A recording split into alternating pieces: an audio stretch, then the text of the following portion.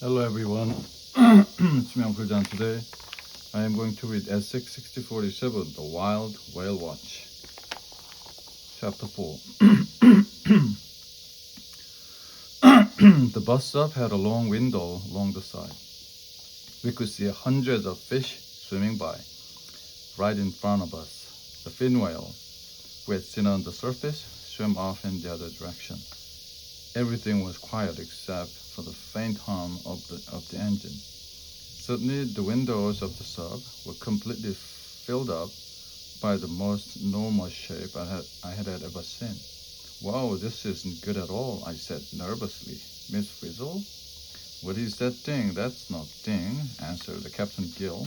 That's a humpback whale. Humpback whale's nickname is Winged New Englander because of its long white flippers. Humpbacks grow to about 45 feet long, and their tongues alone can weigh 2 tons. Humpbacks can live to be 50 years old. If you could count the layers of wax in a humpback's ear, you could find out how old it is. We're so close to the sub that we couldn't see anything else. It's as big as a sub, said Carlos. According to my research, they can weigh up to 30 tons, said Dorothy Ann. Look at those flippers, said Ralphie. They are each longer than a car. As the sub made a turn round the humpback, we could see the bottom of its tail, a whale of a name. The humpback whale gets its name from the way it curves its back. When it gets ready to make a deep dive, no other kind of whale arches its back so high. Also, the fatty pad of skin on the whale's back adds to its humpback look.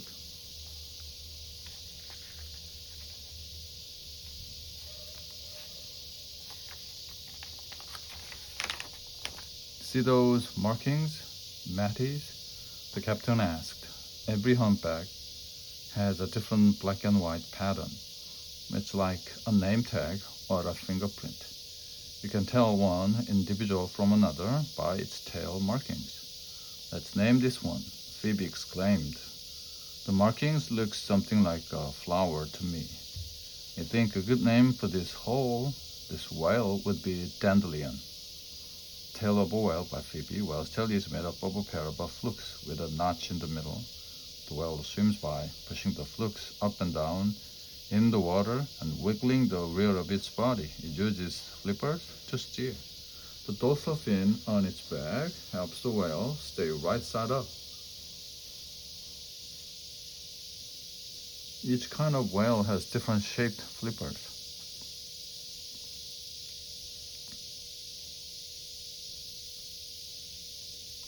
Flukes and fins. Whales are really interesting, DA said. It would be fun to swim around in the ocean the way they do. Miss Frizzle got the twinkle in her eye again. I have just what you need to dive right in, she said. She took us to the back of the sub and pushed the yellow button on the wall. A panel slid open to reveal a docking platform holding 4 whale-shaped mini-subs. Well, shiver me timbers, the captain said. I have never seen anything like that before. Wow, Ralphie exclaimed. Are these for us? The Fritz smiled and opened the cockpit of one of the whale subs. Each of these mini subs has room for 2, she said. They are easy to steer. You can take them out for 20 minutes to explore the whale's ocean world. Arnold and I seem to be the only ones who are not thrilled about this surprise assignment. I should have known this wouldn't be a normal field trip. Arnold groaned. Tim came over to me. Don't worry, Wanda. This will be fun. You can be my partner, and I'll be in constant radio contact with you all, Miss Frizzle said. Just call me if you have any questions. Carlos pulled Arnold down beside him into Well 1. Keisha and Ralphie climbed into Well 2. D.A. and Phoebe teamed up in Well 3. Then Tim and I went aboard Well 4. Don't wander far from the bus up, Miss Frizzle told us, and keep your eyes open. I expect some swimmingly good reports. When you return, Captain Gill made sure we all had our copies of his handbook. You might want to check a fact or two during your ocean exploration, he said. Miss Frizzle, Captain Gill, and Lee went back into the cabin of the Bassa. They closed the sliding panel behind them. We were all alone in our mini-sub. 4 mini-subs were lined up, facing a spiral opening. Slowly, the spiral turned and water flooded the docking platform. One by one, the little subs slipped silently out into the Atlantic Ocean. Ocean seemed like another world. Chapter 5. Tim and I could see the other whale, mini-subs, in front of us. The propellers were making trails of bubbles. It's spooky out here alone, I said. Relax, Wanda. I was having fun steering the mini-sub. We're only going to be out here for 20 minutes. Look, there's a school of cod.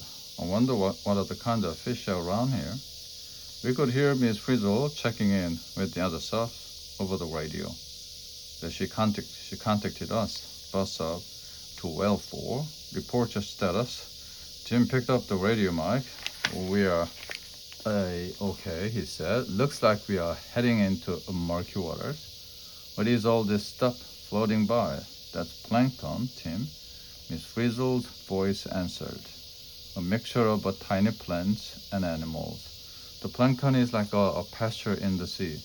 It's one of the basic food sources for fish and other sea creatures like whales. Whale 2, calling bus up, Ralphie's voice came over the radio. Something strange is going on. There are lots of bubbles swirling above us. All the fish are swimming away. Uh-oh, Keisha cried. Here comes a squid. Whoa, Tim and I could see the squid too. Was it swimming fast? Just above our mini-sub. Its long arms and tentacles looked like they could grab us. I snatched the radio. Miss Frizzle, get us out of here, I yelled. Hang in there, Wanda. The ocean may just surprise you, she said mysteriously. Carlos in Well 1 came on the radio. Something is chasing the squid, he said excitedly. Something black and white and very big, I said. Tim called into the mic. I can't believe it. It's a killer whale. The orca was closing in on the squid.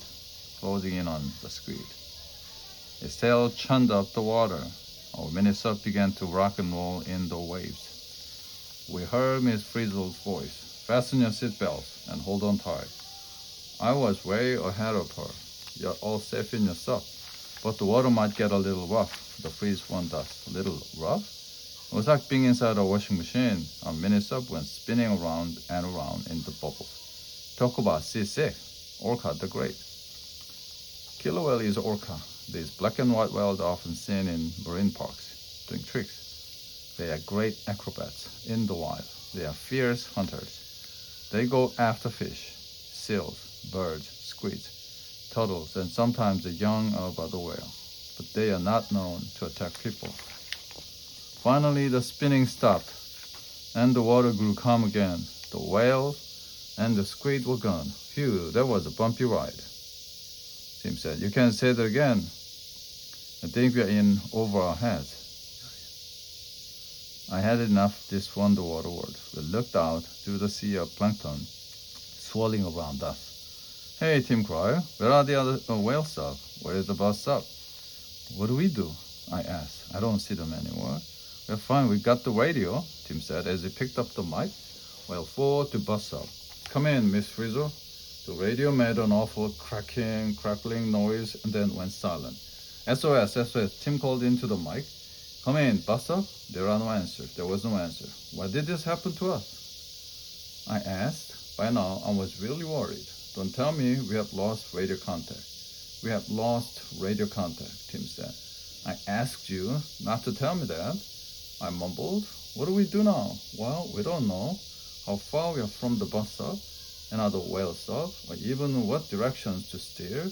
Tim was thinking out loud. I guess it's best to stay here. I'm sure Miss Frizzle will find us before too long. But now even Tim was looking worried. We stared out the window. There was Miss Frizzle. And where were the other whale subs? Were they lost too? Chapter 6. Meanwhile, in the bassa, Captain Gill and Lee were frantically flipping switches on the instrument. panel, trying to locate the whale sub. Bus up to whale sub. Come in, old whale sub, Miss Frizzle said over and over into the radio. There was no answer. Blasted barnacles, moaned Captain Gill. I hope that nothing bad has happened to the little monkey, little Mateys. The radio's unworking, Miss Frizzle told him, but I can see 4 blips on the sonar screen.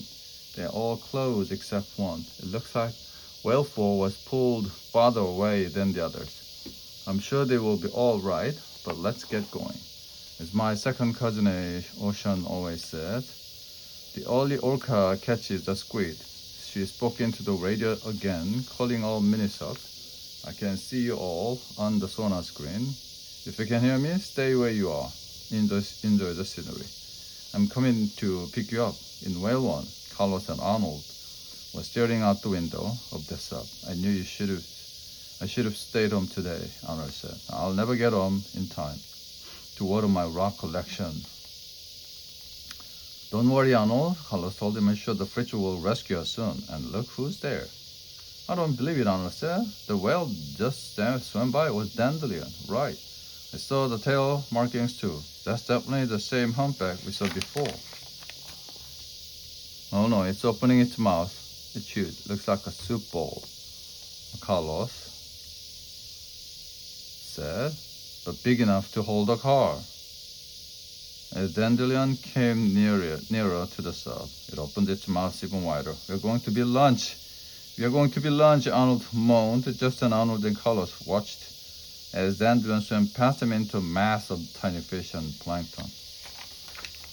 When Dandelion's bowl was filled, the whale closed its mouth. Then water came rushing out the side, nearly sending the mini-sub into another wild spin.